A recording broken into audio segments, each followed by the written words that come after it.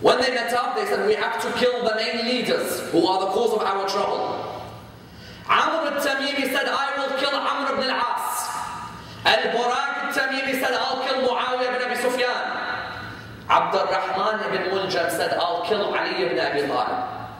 Abd al-Rahman ibn Muljam, publicly he was known as Abd al-Rahman. Those who knew him closely would call him Qaddar. Abd al-Rahman ibn Muljam said, I will kill who? I will kill Ali ibn Abi Talib. Abd al-Rahman ibn Muljam said, I'll kill Ali ibn Abi Talib. The other two said, we'll kill Muawiyah and Amr ibn al-As. I'll come to destroying that theory. I don't believe the other two went to kill them. And I'll show you why in a second. What happened was, Abd al-Rahman ibn Muljam now wondered that if I go to Kufa, I'm numbered with Kinda. Kinda aren't going to help me. So I need to find a house that will help me in killing Ali ibn Abi Talib. These are what is the exact description of how Imam died. He went to the house of a tribe, the tribe of Taym. He entered there. He saw the lady who he had been infatuated with for a long time. Who? He saw a lady by the name of Qutam. See how history comes back. The she-camel in the story of Saleh. Qaddar killed her because he loved a woman called Qutam. Abd al-Rahman ibn Muljam's original title was Qaddar. And he loved a woman called Qutam. History repeats itself. She said to him, you've always wanted me as a wife? He said, yes. She said, then I want my dowry. He said, name your price. What's your dowry? She said, 3,000 dirhams. He said, okay. She said, a young servant boy. He said, okay. She said, another servant for the house. He said, okay. She said, Ali ibn Abi Talib dead. He said, how do you expect me to kill Ali ibn Abi Talib? She said, kill Ali ibn Abi Talib when he is at his most careless. In her mind, that means salah. In our mind, this is when he's closest to Allah. You see the difference? He's at his most careless in salah because he's not thinking of anything but Allah. So she said, kill Ali ibn Abi Talib when he's at most careless. He said, but who's going to help me? It's not easy. Ali ibn Abi Talib runs Kufa. How will I kill him? She replied, I'll get Wardan to help you. Wardan was one of the loyal Khawarij. Wardan came to Ibn Muljam. He said, do not worry, I'll help you, but go to the house of Shabib. He went to the house of Shabib. Shabib called him. He said, we'll join together and we'll work on killing Ali. He said, when? He said, Wednesday the 19th of Ramadan. He said, well, how would we know it's the moment? He said, you'll know, and I'll make it clear to you. He said, what will Qatam be doing on that day? He said, I'll make it clear to you. On that day, when it came to the Wednesday, a day before, the narration states, Abd al-Rahman ibn Muljam went to Al-Ash'ath ibn Qais. The narration states, sorry, on the same day he went to Al-Ash'ath ibn Qais, but before he went to Qatam. Qatam, what did she do? She said, are you ready for your crime?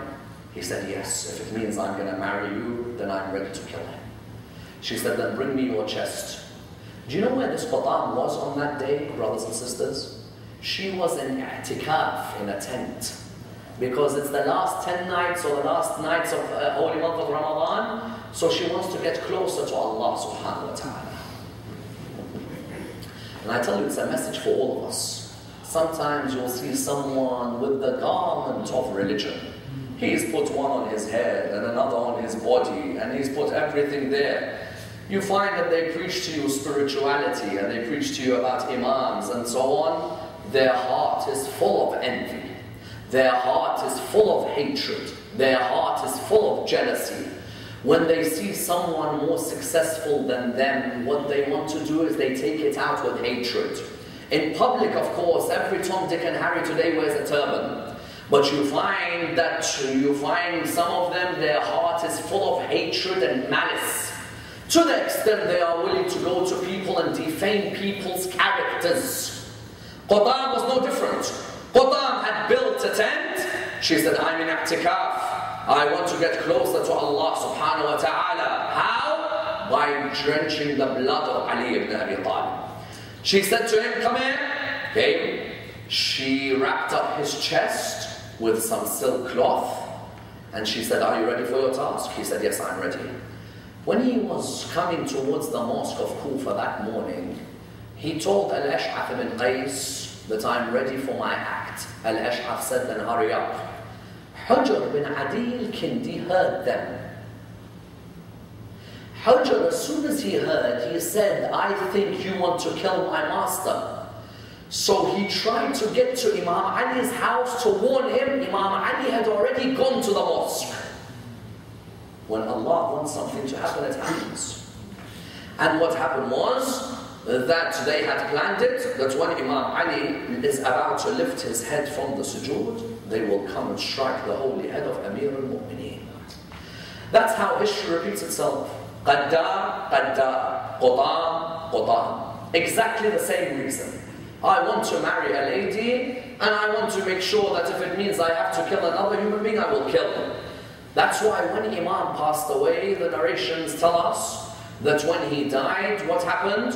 When he died, he had told Imam al-Hasan and Imam al-Hussein that I want you to bury me in this particular spot. They said, what will we see written there? He said that you will see written there, this is the grave prepared for the servant of Allah, Ali ibn Abi Talib, by the Prophet Nuh alayhi salam. Prophet Nuh alayhi salam, as we know, we all know where he is buried.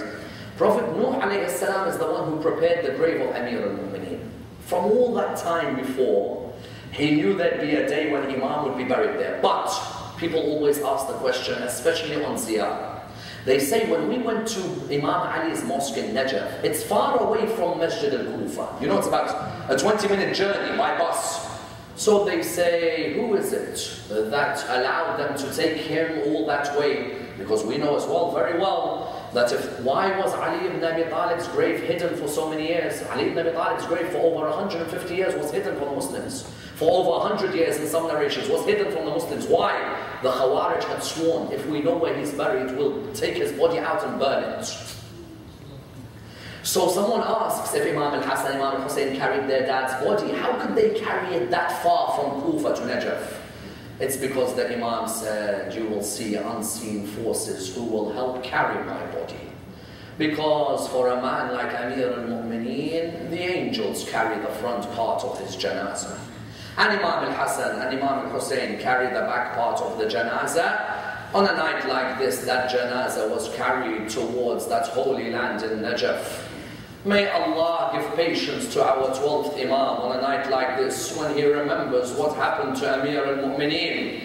You find history repeats itself in that the Quran said about Abdurrahman, about the killer of the camel of Salih, إِذْ بَعْثَ أَشْقَاهَا. Ash-Shaqi is the worst of the people. When Amir al-Mu'mineen was struck by Ibn Muljam, Jibreel called out, تَهَدَّمَتْ وَاللَّهِ أَرْكَانُ الْهُدَى قُتِلَ عَلِيُّ الْمُرْتَضَى.